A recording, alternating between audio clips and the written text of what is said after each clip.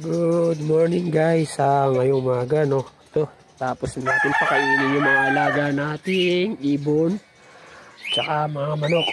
So ngayon naman pakain tayo itong mga isda. So yung ano natin rito, breeder natin na lalaki, tinanggal ko na, sinama ko na rito sa mga unang anak niya na babae. So ayun, pinag-breed ko na sila. Ayun, meron ng parang 3 piraso, medyo malaki na yun dyan. Sinama ko si Jan, pinag-breed ko muna siya doon sa mga anak niya. Tapos ito yung mga anak niya na lalaki, dito.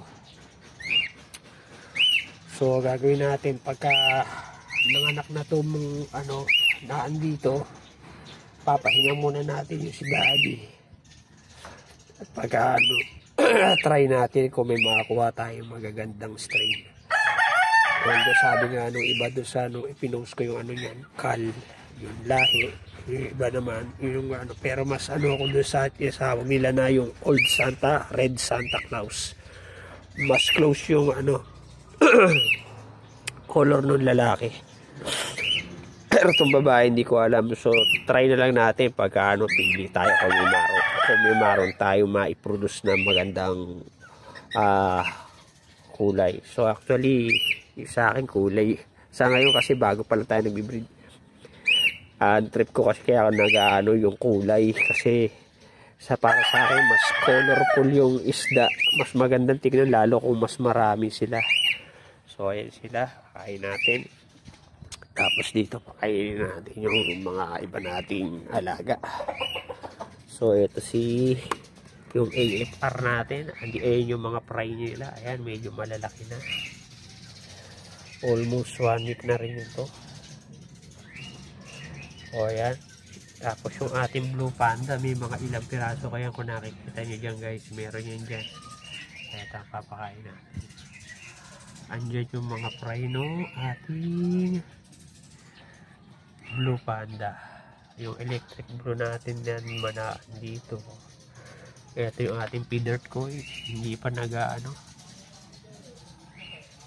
Ayan, hindi pa sila naglalabas o hindi pa nag-ano ng fry. Wala, ito yung ating electric blue.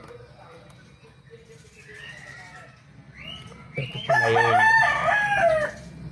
yung electric blue natin. Ito yung half blue.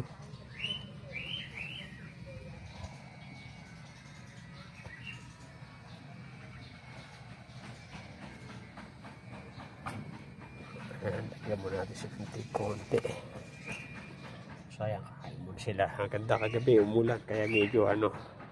So nandito naman yung ano natin, yung nakalagay dyan. Kung natatandaan nyo yung isang video natin na yung nagano tayo ng Tubitex, ito yung sinasabi kong isang style pa na ginawa ko. So ito, Tubitex din ang laman yan at saka to. Pero yan, ang Tubitex na unang laman yan ay yung kinuha ko sa bukid, yung sa wild. So yung namatay natin na ibang Tubitex na in-order ko sa online, isinama ko dyan, dito, at saka eto, ayan yung iba nasa ibabaw. So buhay naman yan sila, nasa ibabaw na yan. So dyan ko nilagay yung ibang Tubitex. Tapos ito yung ating blue panda na ano, breeder. So ayun yung nanganak na isa na naandol sa tab. So yung dalawa yung lalaki niya. Ito yung isa na buntis na blue panda. So inaantay ko na lang to na mag-release ng fry dito. Hindi ko na isinama rito para makapag-meet uli sila dun sa isa na yun at mabuntis uli yun. Tapos ito yung pangatlo ano natin, fingerlings, fingerling fry. So dito yung pangalawa na pisa nung fry natin na yung ano natin, yung Red Santa Claus. So nandito sila sa baba. So papakainin muna natin to. Tapos ito lilinisin natin tong ibabaw na parang muni. Andito nabuhay naman yung ibang ano, ayun. Kung nakikita nyo, ayan guys. Siyempre naman nabuhay naman yung iba, nilipat natin. So meron pa rin tayo, ayun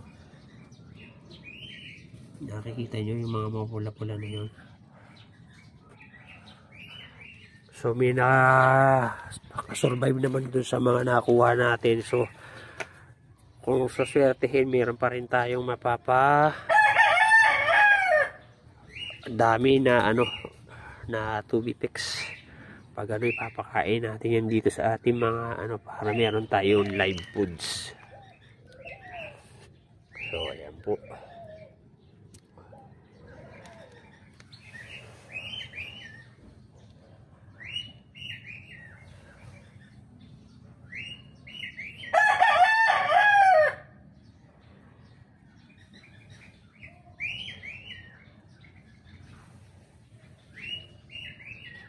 Yung ating mga makikita nyo. Okay.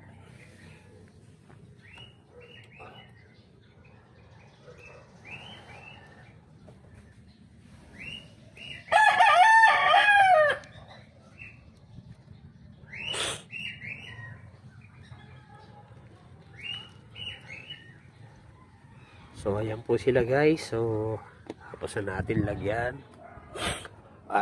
Magpapakain naman tayo doon sa taas at i-check natin yung ating doon, yung crayfish at saka